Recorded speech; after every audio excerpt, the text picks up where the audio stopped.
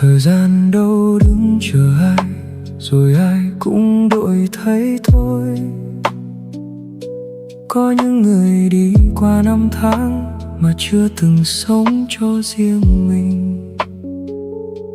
Người đàn ông ấy rất lặng, dẫu nỗi buồn sau ánh mắt. Đi qua bao lần giông gió chỉ để giữ bình yên trong nhà.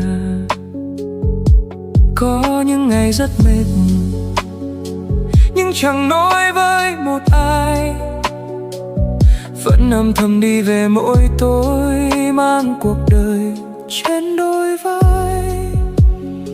Người đâu cần ai hiểu hết, chỉ mong mọi thứ yên vui. Bao nhọc nhằn giữ trong im lặng, để những người mình thương mỉm cười. Đến khi lớn lên mới biết cuộc đời chẳng hề dễ dàng. Có những đêm nhìn quanh im tiếng mới hiểu cô đơn rất dài.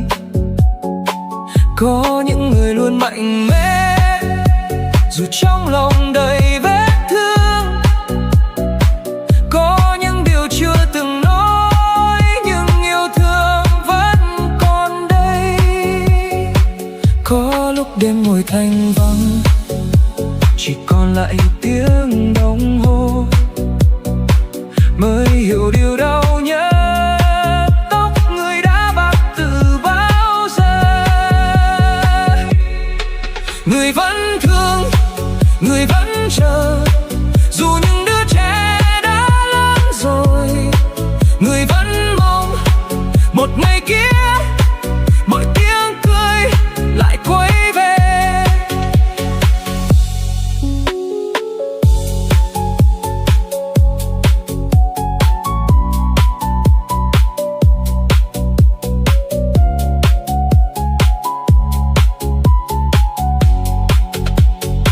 Rồi con mới nhận ra rằng người đứng đó bao năm qua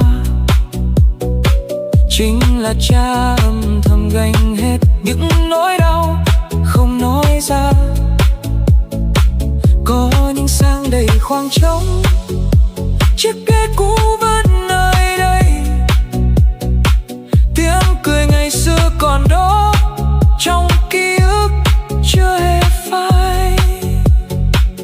Rồi một ngày con sẽ hiểu vì sao cha luôn lặng im. Đàn ông thường không biết khóc, chỉ quen giấu hết trong lòng. Không gì tồn tại mãi mãi, ngay cả tuổi trẻ của cha. Nhưng tình thương người làm cha sẽ theo các con suốt đời. Có lẽ sau bao giông tố, con sẽ hiểu cha từng đau. Những hy sinh không lời nói là tình thương lớn nhất đời. Cha vẫn thương, cha vẫn chờ từ phía sau, nhìn các con. Không gì tồn tại mãi mãi, ngay cả tuổi trẻ của cha. Nhưng tình thương người làm cha sẽ theo các con suốt đời. Cha vẫn mong dù mai đây gia đình mình còn nhớ nhau.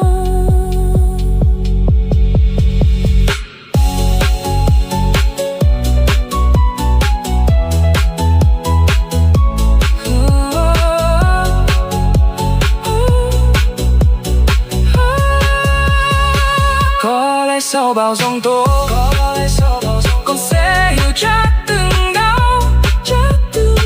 Những hy sinh không lời nói là tình thương lớn nhất đời. Cha vẫn mong, cha vẫn mong, dù mai đây gia đình mình còn nhớ nhau. Thời gian rồi sẽ đổi thay. Mái tóc cha rồi bạc trắng, nhưng tình thương người làm cha sẽ còn mãi trong tim thôi. Vẫn còn thương là im chờ đợi, dù từ rất xa vẫn luôn dõi theo.